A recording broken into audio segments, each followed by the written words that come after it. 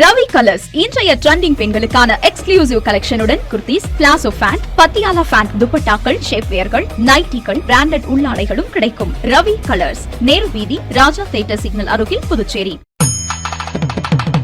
மஞ்சள் நீர், நிச்சயதார்த்தம், சீமந்தம், பிறந்த நாள், காதணி விழா போன்ற உங்கள் வீட்டு சுப நிகழ்ச்சிகளை நெருங்கிய உறவினர்களுடன் குறைந்த வாடகையில் சிறப்பாக நடத்திக் கொள்ள வாடகை வெறும் ரூபாய் 59,000 மட்டுமே. இடம் வேல் சொக்கநாதன் திருமண நிலையம், வள்ளலார் சாலை, காமராஜ் நகர், புதுச்சேரி. தொடர்புக்கு 99406669 மற்றும் 9843048585. இன்றைய முக்கிய செய்திகள். உலகெங்கும் ஈஸ்டர் பண்டிகை கோலாகலமாக கொண்டாடப்பட்டது. புதுச்சேரி தேவாலயங்களில் சிறப்பு பிரார்த்தனைகள் செய்யப்பட்டன.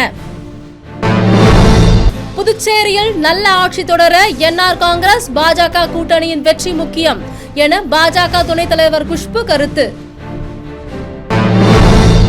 திமுகவின் அழுத்தம் காரணமாக எந்த முடிவும் எடுக்கப்படவில்லை.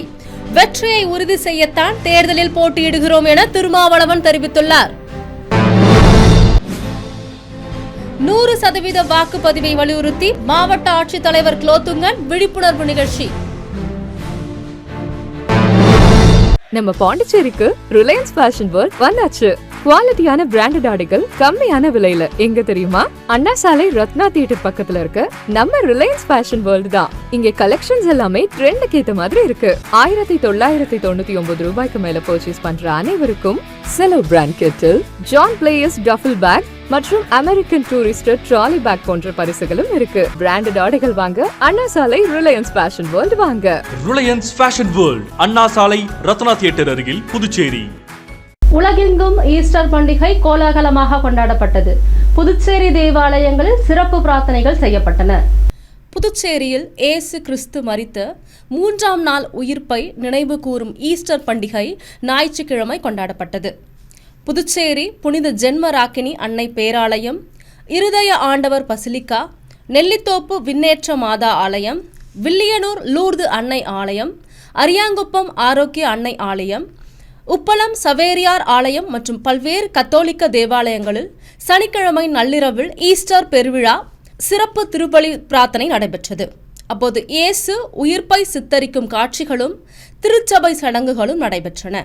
இதில் கிறிஸ்தவர்கள் கையில் மெழுகுவர்த்திகளுடன் பங்கேற்று பிரார்த்தனை செய்ததுடன் ஒருவருக்கொருவர் ஈஸ்டர் வாழ்த்துக்களை தெரிவித்துக் கொண்டனர்.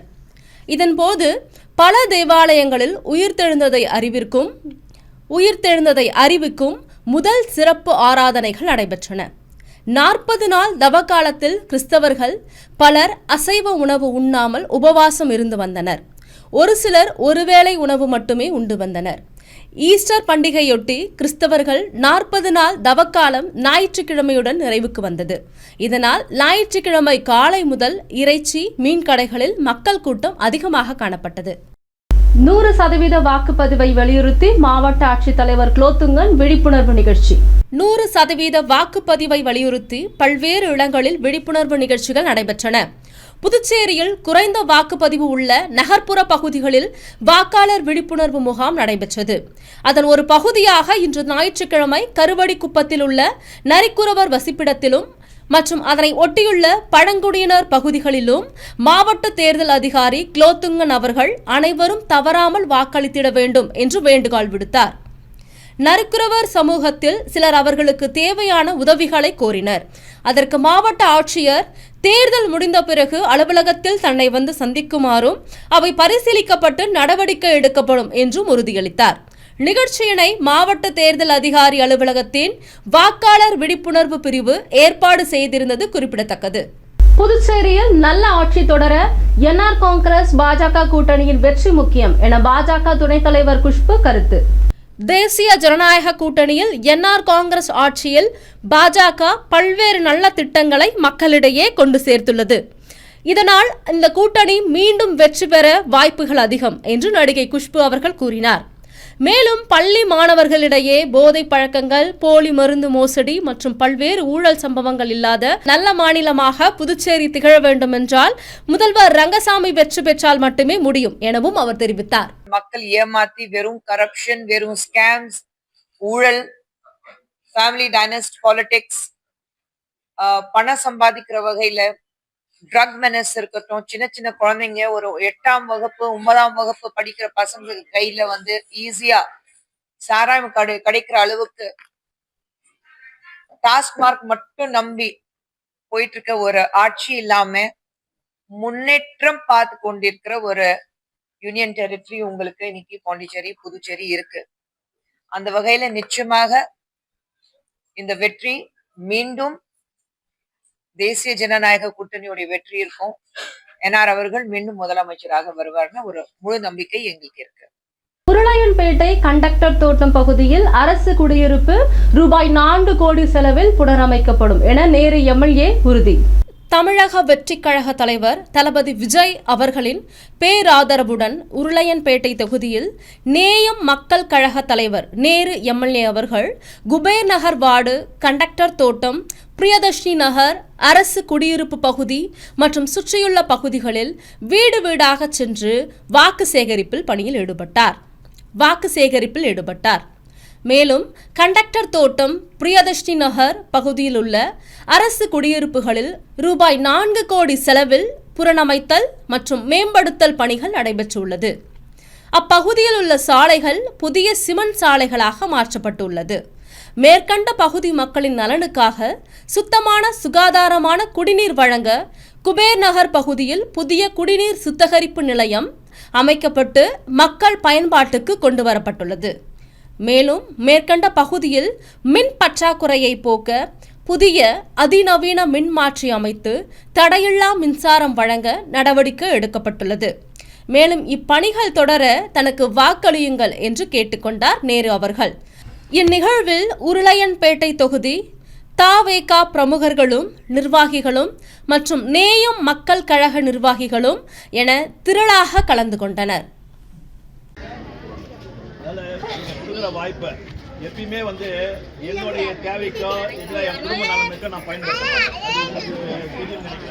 எனக்கு ஏதாவது இதில் ஒரு ஆதாயம் வருதுன்னா அது மக்களுக்கு மட்டும்தான் அது ஆதாயம் இருக்குமே தவிர என்னுடைய குடும்பத்துக்கு ஒரு பைசா அது வந்து எடுக்க மாட்டேன். அது வந்து அந்த சேவைக்கு தான் நான் பயன்படுத்தணும் தவிர இது வந்து இதை உங்களுக்கு வாக்குறுதியாக நான் கொடுக்குறேன். மாட்டேன், அடுத்தவங்க சொத்தை அபகரிக்க மாட்டேன், அரசாங்கத்தினுடைய சொத்துக்களை நான் அபகரிக்கம் பண்றதுக்கு இடம் கொடுக்கவும் மாட்டேன். அப்படிப்பட்ட இடத்துல இருக்கிற இந்த வாய்ப்பு ஏற்பட்டு எனக்கு திமுகவின் அழுத்தம் காரணமாக எந்த முடிவும் எடுக்கப்படவில்லை. வெற்றியை உறுதி செய்யத்தான் தேர்தலில் போட்டியிடுகின்றோம் என திருமாவளவன் தெரிவித்தார். கூட்டணி தர்மத்தை காக்கவும் வெற்றியை உறுதி செய்யவும் தான் தேர்தலில் போட்டியிடாமல் விலகியதாகவும் திமுகவின் அழுத்தம் காரணமாக எந்த முடிவும் எடுக்கப்படவில்லை எனவும் விசிக தலைவர் திருமாவளவன் தெரிவித்துள்ளார்.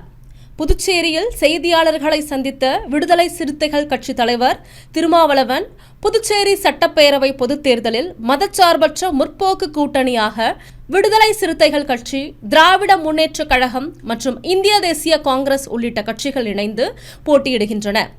ஆரம்பத்தில் விடுதலை சிறுத்தைகள் கட்சி தனித்து போட்டியிடும் எண்ணத்துடன் இருந்ததாகவும் பின்னர் 4 தொகுதிகளில் போட்டியிட முடிவு செய்யப்பட்டதாகவும் அவர் தெரிவித்தார். தொகுதி பங்கீடு தொடர்பான பேச்சுவார்த்தைகள் தாமதமாகி வேட்புமனு தாக்கல் செய்யப்பட்ட பின்னரும் பேச்சுவார்த்தை தொடர்ந்து நடைபெற்றது. இறுதியில் நல்ல முடிவு எட்டப்பட்டதால் கூட்டணியில் விடுதலை சிறுத்தைகள் கட்சிக்கு ஒரு தொகுதி என ஒதுக்கப்பட்டது என்று கூறினார். இதனால் பிற தொகுதிகளில் தாக்கல் செய்யப்பட்ட வேட்பு மனுக்களை வாபஸ் பெறவில்லை என்றாலும் கூட்டணி கட்சிகளான காங்கிரஸ் மற்றும் திமுக வேட்பாளர்களுக்கு முழுமையாக பணியாற்றுவோம் என்றார்.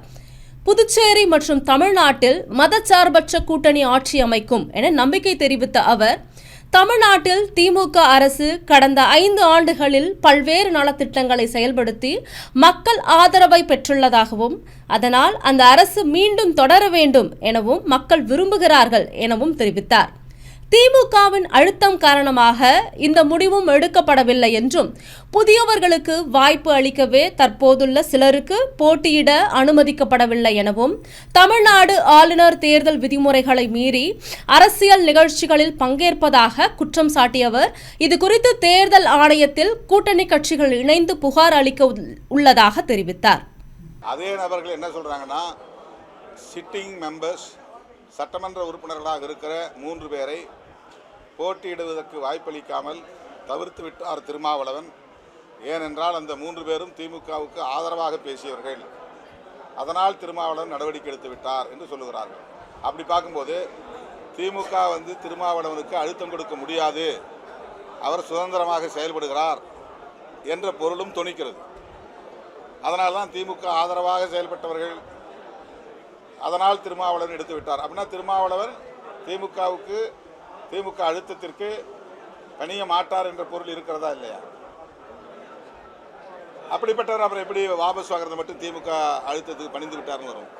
ரெண்டு முரண்பாடாக இருக்குல்ல, கான்ட்ராடிக்ஷனாக இருக்குல்ல. அது அவங்களுடைய அரசியலுக்காக பேசுகிறாங்க. நான் அந்த தோழர்களுக்கு வாய்ப்பளிக்காமல் போனதற்கு காரணம் மற்றவர்களுக்கு, புதியவர்களுக்கு இந்த முறை வாய்ப்பளிக்கலாம் என்கிற ஒரு சமூக நீதி பார்வைதான். கம்யூனிஸ்ட் கட்சிகளில் 2 முறையோ 3 முறையோ போட்டியிட்டால் அடுத்த முறை தருவதில்லை என்பதை ஒரு வரையறையாக கொண்டிருக்கிறார்கள். எவ்வளவு சிறந்த பேச்சாற்றல் உள்ளவர்களாக இருந்தாலும், எவ்வளவு சிறந்த அறிவாளிகளாக இருந்தாலும் 3 முறைக்கு மேல் வாய்ப்பில்லை என்பது கம்யூனிஸ்ட் கட்சியில் இருக்கிற ஒரு வரையறை. அது சமூக நீதி அணுகுமுறை. லாஸ்பேட்டையில் காங்கிரஸ் வேட்பாளர் வைத்தியநாதன் ஸ்ரீ ஜலமுத்து மாரியம்மன் பகுதியில் வாக்கு சேகரித்தார். லாஸ்பேட்டையில் காங்கிரஸ் வேட்பாளர் வைத்தியநாதன் ஆலய பூஜைக்கு பின் தீவிர வாக்கு சேகரிப்பில் ஈடுபட்டார். லாஸ்பேட்டை சட்டமன்ற தொகுதியில் காங்கிரஸ் கட்சி தலைவர் வைத்தியநாதன் தீவிர தேர்தல் பிரச்சாரத்தில் ஈடுபட்டு வருகிறார். தொகுதிக்கு உட்பட்ட ஸ்ரீ ஜலமுத்து மாரியம்மன் ஆலயத்தில் சிறப்பு பூஜை செய்து தனது பிரச்சாரத்தை தொடங்கினார். அதைத் தொடர்ந்து ஆதரவாளர்கள் மற்றும் கட்சி நிர்வாகிகளுடன் இணைந்து லாஸ்பேட்டையில் உள்ள ஜீவானந்தபுரத்தில் உள்ள பாலாஜி வீதி, பாரதி வீதி, அன்னை பிரியதர்ஷினி வீதி, எம்ஜிஆர் வீதி பகுதிகளில் வாக்கு சேகரிப்பில் ஈடுபட்டார். பொதுமக்களிடம் அவர்களின் குறைகள் மற்றும் தேவைகளை கேட்டு அறிந்ததுடன் தன்னுடைய தேர்தல் வாக்குறுதிகளையும் விளக்கினார்.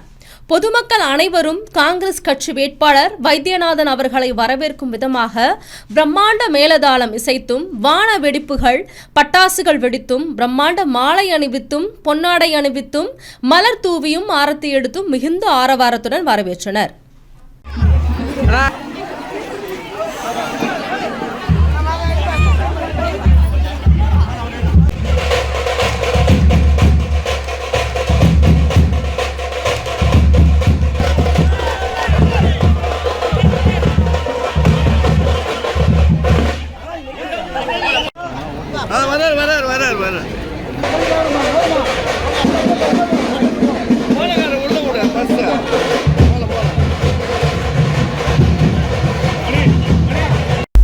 கடந்த 5 ஆண்டுகளில் செய்த நலத்திட்ட உதவிகளை கூறி என்ஆர் காங்கிரஸ் வேட்பாளர் AKT ஆறுமுகம் வாக்கு சேகரிப்பு.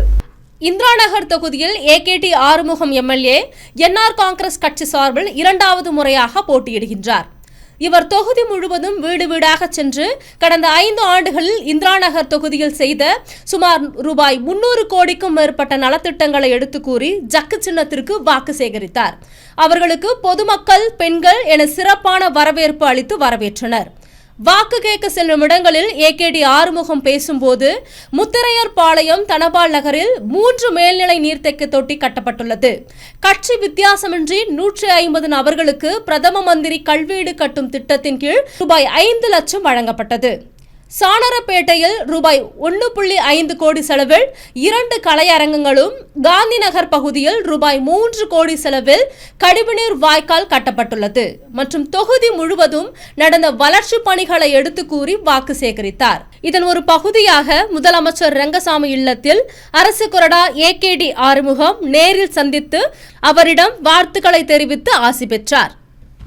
புதுவை வரும் ராகுல் காந்தி, புதுவை இந்தியா கூட்டணியினருக்கு காங்கிரஸ் தலைவர் வைத்திலிங்கம் MP அழைப்பு. புதுவை மாநில காங்கிரஸ் தலைவர் வைத்திலிங்கம் MP வெளியிட்டுள்ள செய்திக்குறிப்பில், நடைபெற இருக்கின்ற புதுச்சேரி சட்டமன்ற தேர்தலில் போட்டியிடும் இந்தியா கூட்டணி கட்சிகளின் வேட்பாளர்களை ஆதரித்து நாளை திங்கட்கிழமை காலை 10 மணி அளவில் பாராளுமன்ற மக்களவை எதிர்க்கட்சி தலைவரும் காங்கிரஸ் பேரியக்கத்தின் முன்னாள் அகில இந்திய தலைவராக திகழும் ராகுல் காந்தி அவர்கள் கிழக்கு கடற்கரை சாலை, புதிய மீன் மார்க்கெட் மற்றும் லதா ஸ்டீல்ஸ் அருகில் உள்ள மைதானத்தில் தேர்தல் பிரச்சார பொதுக்கூட்டத்தில் பங்கேற்று சிறப்பு உரையாற்ற உள்ளார். இந்த தேர்தல் பிரச்சார பொதுக்கூட்டத்தில் அனைத்து தொகுதிகளிலிருந்தும் காங்கிரஸ் நிர்வாகிகள், தொண்டர்கள் திரளாக பங்கேற்க வேண்டும் எனவும் கேட்டுக்கொண்டார். இவ்வாறு வைத்திலிங்கம் எம்பி அவரது செய்திக்குறிப்பில் கூறியுள்ளார். சட்டமன்ற தேர்தலை முன்னிட்டு வாக்குச்சாவடி பணியாளர்களுக்கு தேர்தல் பணிகள் குறித்து சிறப்பு பயிற்சி. புதுச்சேரி மாநிலத்தில் வருகின்ற 2026 சட்டத் தேர்தலை முன்னிட்டு வாக்குச்சாவடி அலுவலர்கள் மற்றும் வாக்குச்சாவடி தலைமை அலுவலர்களுக்கான பல்வேறு பயிற்சிகள் நடைபெற்று வந்த நிலையில் இன்று 3 மையங்களில் பயிற்சி வகுப்புகள் நடைபெற்றன. இதில் பாரதிதாசன் மகளிர் கல்லூரி மற்றும் ஜிப்மர் கம்யூனிட்டி ஹால் உள்ளிட்ட 3 மையங்களில் இந்த பயிற்சி வகுப்புகள் நடைபெற்றன. இந்த பயிற்சி வகுப்பு நடைபெறும் மையங்களை மாவட்ட தேர்தல் அதிகாரி குலோத்துங்கன் அவர்கள் பார்வையிட்டு ஆய்வு மேற்கொண்டார். நிகழ்வில் பேசிய மாவட்ட தேர்தல் அதிகாரி அவர்கள் ஏப்ரல் 9ஆம் தேதி அன்று நடைபெறும் வாக்குப்பதிவு நாளன்று தாங்கள் கையாளும் தேர்தல் பணிகள் குறித்தும் விளக்கி கூறிய மாவட்ட தேர்தல் அதிகாரி அவர்கள் அடையாள அட்டை உள்ளிட்ட 12 ஆவணங்களை சரிபார்த்து வாக்களிக்க வருபவர்களை எந்த வகை சிரமமும் இன்றி அவர்கள் வாக்களிக்க துணை புரிய வேண்டும் என்றும் மேலும் வாக்குப்பதிவு இயந்திரங்களை கையாளும் விதங்கள் குறித்தும் விளக்கி கூறினார். மேலும் வாக்களிக்கும் மையங்களில் அடிப்படை வசதிகளான குடிநீர் வசதிகள், மாற்றுத்திறனாளிகள் மற்றும் வயதானவர் வாக்களிக்க சாய்வு தளங்கள், தற்காலிக பந்தல் உள்ளிட்ட அனைத்தையும் ஆய்வு மேற்கொண்டார்கள். புதுச்சேரி மாநிலத்தில் 6வது பாடமாக தொழிற்கல்வியை கட்டாயம் தேர்வு செய்ய வேண்டும் என்று பள்ளிக்கல்வித்துறை உத்தரவிட்டுள்ளது. புதுச்சேரி மாநிலத்தில் 6வது பாடமாக தொழிற்கல்வியை கட்டாயம் தேர்வு செய்ய வேண்டும் என்று பள்ளிக்கல்வித்துறை உத்தரவிட்டுள்ளது. இதுகுறித்து பள்ளிக்கல்வித்துறை இயக்குனர் சிவகுமார் தொழிற்கல்வியுடன் கூடிய 65 பள்ளிகளுக்கு அனுப்பியுள்ள சுற்றறிக்கையில் புதுச்சேரி யூனியன் பிரதேசத்தில் 4 பிராந்தியங்களிலும் 65 பள்ளிகளில் 79 தொழிற்பிரிவுகள் செயல்படுகின்றன. இருப்பினும் பல பள்ளிகள் 6வது பாடமாக தொழிற்கல்வியை தேர்வு செய்வதில்லை. வரும் கல்வியாண்டில் 6வது பாடமாக தொழிற்கல்வியை கட்டாயம் தேர்வு செய்ய வேண்டும். தொழிற்கல்வி பாடத்தை ஏற்றுள்ள பள்ளிகள் கட்டாயமாக அங்கீகரிக்கப்பட்ட தொழிற்கல்வி பாடத்தை கற்பிக்க வேண்டும். இதை பள்ளி தலைவர்கள் உறுதிப்படுத்த வேண்டும். சமக்ர சிஷா இதை கண்காணிக்க வேண்டும் எனவும் குறிப்பிட்டுள்ளார். அடுத்து வருவது புதுவையின் இன்றைய தங்கம் மற்றும் வெள்ளி விலை நிலவரம். இன்றைய தங்கம் வெள்ளி விலை விவரம். புதுவையில் இன்றைய தங்கம் வெள்ளி விலை விவரம் வழங்குபவர்கள் முத்து கோல்ட் ஹவுஸ், பாண்டிச்சேரி. தங்கம் 1 கிராம் 13,835 ரூபாய். இன்றைய தங்கம் வெள்ளி விலை விவரம். வெள்ளி 10 கிராம் 2,510 ரூபாய். இத்துடன் செய்திகள் நிறைவடைந்தது. வணக்கம். AMN டிவி செய்திகளை யூடியூபில் உடனுக்குடன் காண AMN டிவி பாண்டிச்சேரி சேனலை சப்ஸ்கிரைப் செய்யுங்கள். பெல் பட்டனை மறக்காமல் கிளிக் செய்யுங்கள்.